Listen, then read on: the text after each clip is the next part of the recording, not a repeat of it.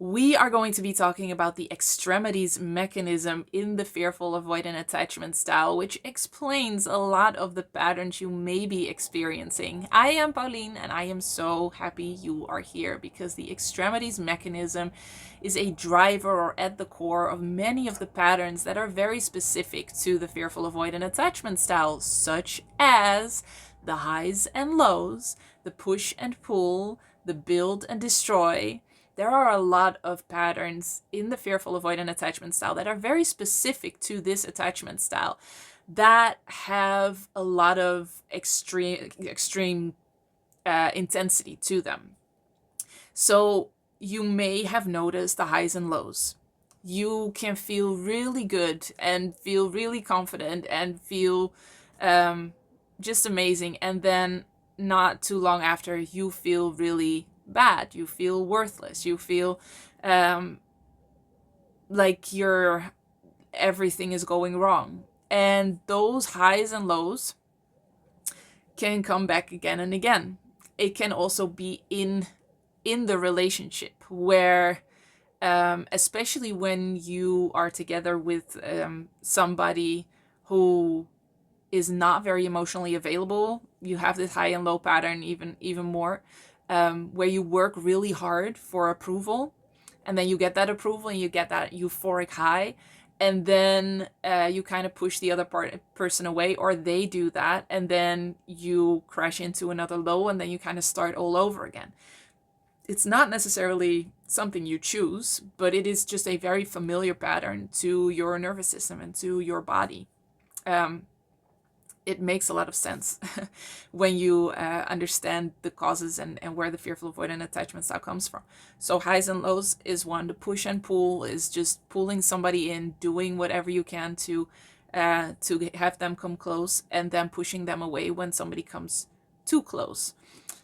And the build and destruct, which can be in relationships, but can also be in other areas of your life. When you're an entrepreneur and you're building a business, or in your work, it could be that you're building something, you're putting a lot of effort in that, and then once it is built and it is working and everything is going swimmingly, or is it's possible that it is going swimmingly, you destruct in some way. Not necessarily sabotage, but you do something to get you back to that point where you have to start all over again.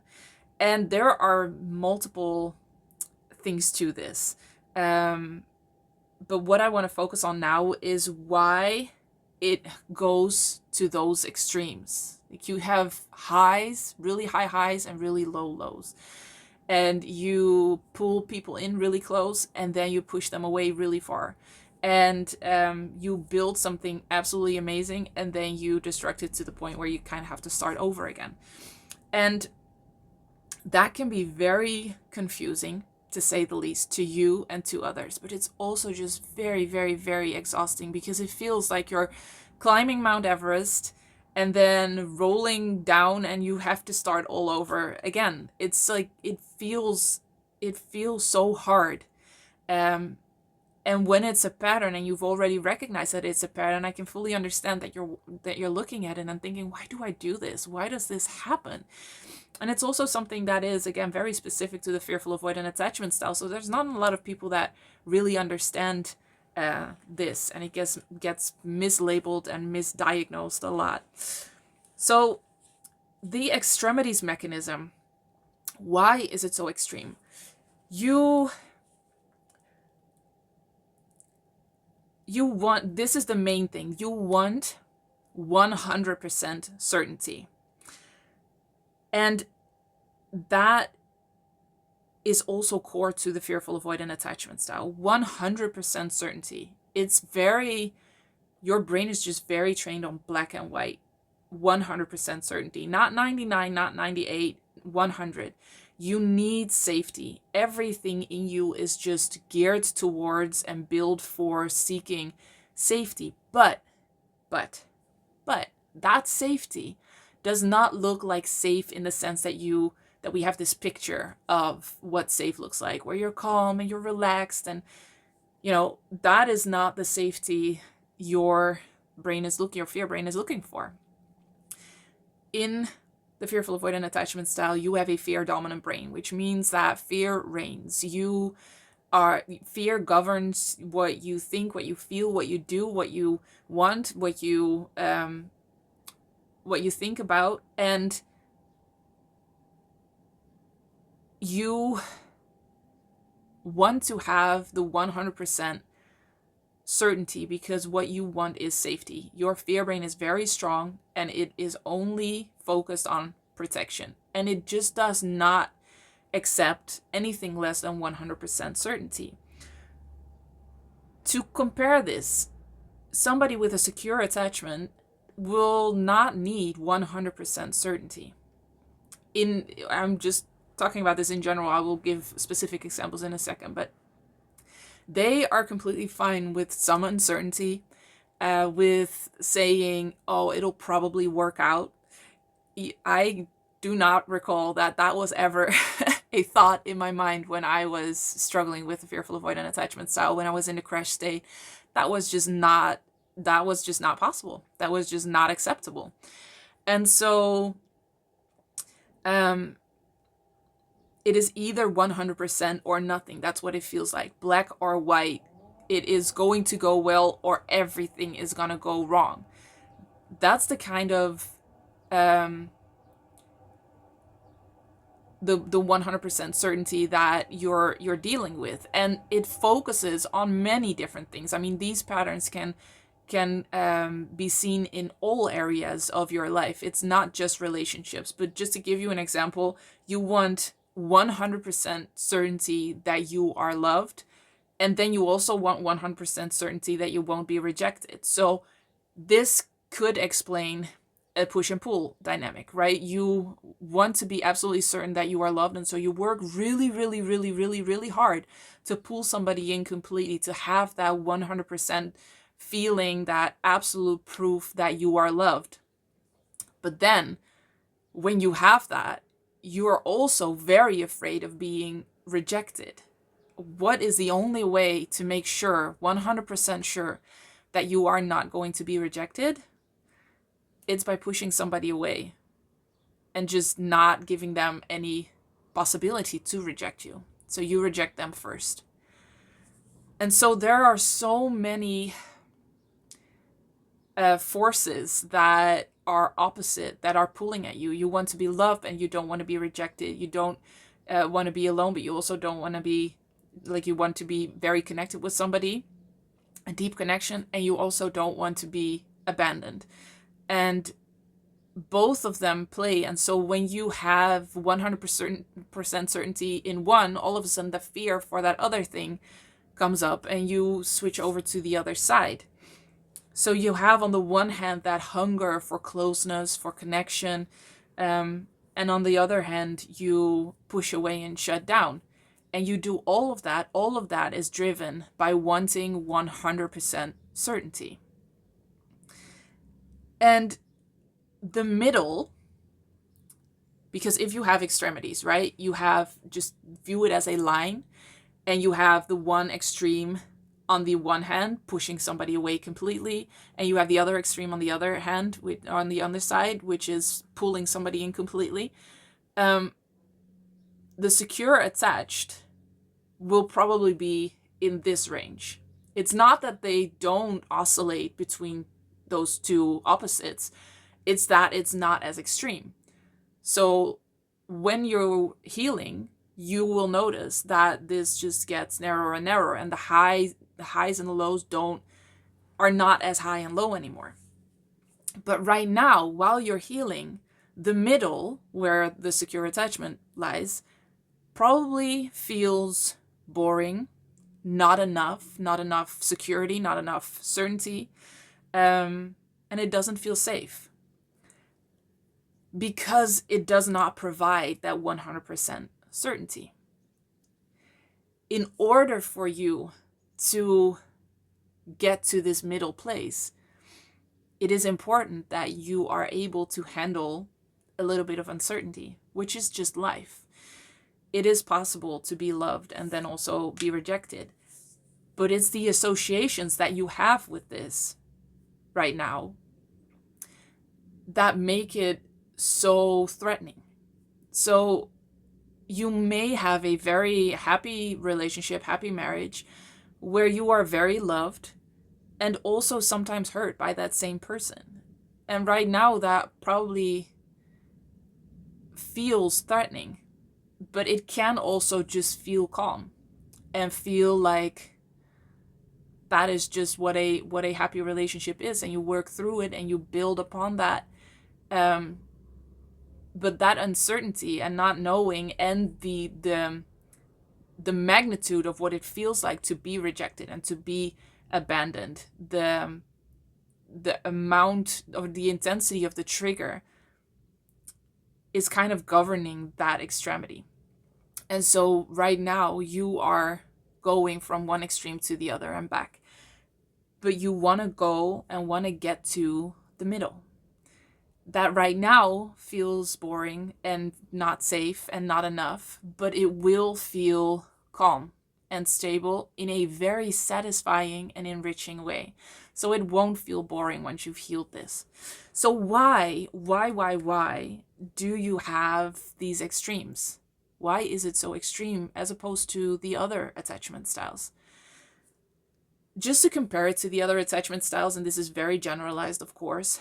Like I said, the secure attached are usually in the middle, and that's where you're gonna go when you've healed. You're gonna be in the middle, which allows you to feel calm, feel stable, and to build a relationship, to have the stability needed to just build a life that you enjoy instead of going through those highs and lows and push and pull and build and destruct. But the dismissive avoidant usually is more towards one extreme. So they are stable, but they are at one extreme, which is pushing the other partner away. They don't have that need for hunger for closeness and connection. So they don't oscillate between the extremes. They are pretty much camped at one extreme and might not be as extreme. Because when you're oscillating between two, you push somebody away even further and further because you have pulled them in so close and have felt how vulnerable that feels. The dismissive avoidant doesn't usually feel that. It doesn't get to that place where they feel so vulnerable. And so when you push somebody away, you might go all the way to like the furthest away, but the dismissive avoidant might be here because they don't feel that vulnerability of actually pulling in somebody close. And then the anxious preoccupied is on the other side and just wants to pull in and wants to, have somebody be really close.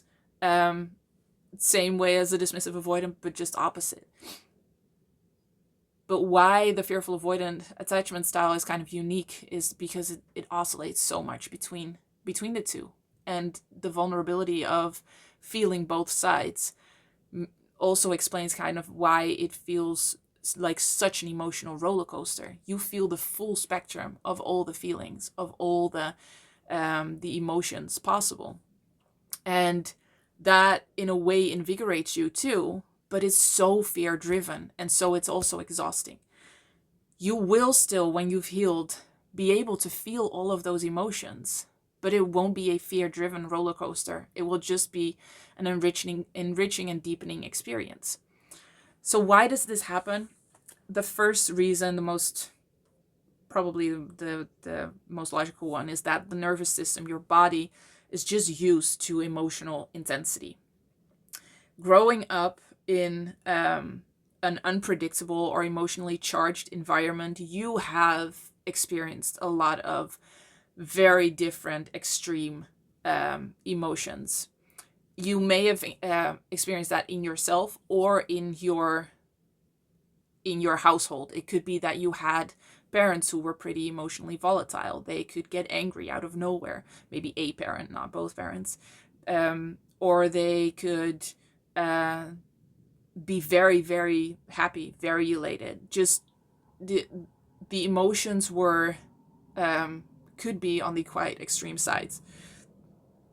But it could also be that these emotions were just present in you. You were very happy when things were going well, but then also scared that something would go wrong when the unpredictability of your environment would show itself again, because that is very common for the fearful avoidant attachment style, and how it develops, that there's unpredictability and emotional volatility in some way.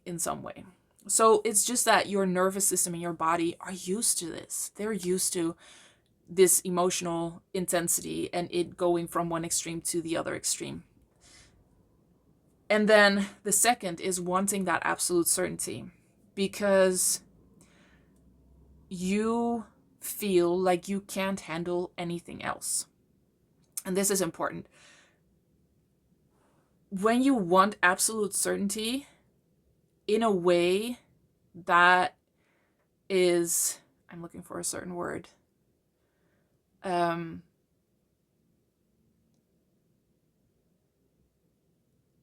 That is because you're feeling powerless. That wasn't the word that I'm looking for. But it's in a way because you're feeling powerless. The only time you want absolute certainty is when you feel like you can't handle anything else than that absolute certainty. And that means you feel powerless. Because if you know you can handle anything, just saying that might probably trigger you right now. Saying I can handle anything, because it feels like then everything will happen, right? Everything will go wrong. That when you can handle it, it will happen. That's not true. It won't happen. Just because you can handle anything doesn't mean that it will. And it comes from you being very small and being in a powerless position, and things around you were too chaotic for you to handle. So it makes sense that your system feels that. And so it's looking for 100% certainty and safety. So what that looks like when you're on your healing journey towards being healed is that you start noticing and experiencing that you actually can handle all the emotions and all the feelings, and that you can handle so many situations, because the fact is you're stronger than so many people, than the average person. You're stronger than the securely attached person that never really really experienced anything. You know, some secure attached people can get really, really out of balance when somebody gets angry with them. The only difference is that they have the coping mechanisms, and they have that, you know, that foundation to be able to handle that well. And you have a lot of negative associations, but you're stronger than so many people. You didn't have to be. I mean, it's not that you have to be, but it's just what it is, because you've been dealing with so much intensity and negative feelings that so many people haven't dealt with. So it's not that you can't handle it. It's just that there's so many negative associations, and you attach so much meaning to it. This feeling that I'm feeling right now means that everything is going to go wrong. And that's not true. So we want to release those associations, and then you will notice that you can handle it. And also, the feeling powerless will also keep you in a state of wanting absolute certainty. So allowing yourself to be, I talk about this a lot in the videos, don't I? Allowing yourself to be powerful will really help with not needing absolute certainty. So you might get overwhelmed with thinking about dealing with anything else, because you're already so overwhelmed. You're already overwhelmed by all the feelings, all the associations, all the resistance to your feelings. But that doesn't mean that will be like that forever. When you've healed, you will feel calm and stable, and you will find that middle. And a lot of that has to do with healing those associations, healing those root drivers of these extremities, and then your body just kind of, and your fear brain know that enriching feeling, that super rich, satisfying feeling of being in the middle, that's so much more satisfying than the highs and lows and the extremities. So what did I want to say? If you've been noticing these patterns, the flip-flopping between, you know, highs and lows, push and pull, and build and destruct, the more exhausting they are, it just means that you need more certainty and more black and white thinking, and it's more fear driven. But we can heal all of that, really. It's not you, it's not who you are. Okay, this video is already getting really long. If you wanna address this at the root, this is what Healed and Happy does, my online program, which is fully specialized in healing the fearful avoidant attachment style, because this is so core to the fearful avoidant attachment style. So if you want to do that, I would be so happy and honored to help you and guide you. And you will find more information on that in the description below. But let me know, was this valuable? Have you noticed these extremities mechanisms in you? Have you noticed that how that works and what that does? Let me know in the comments. I love reading your comments. As always, I am so happy you are here, and I will see you in the next one.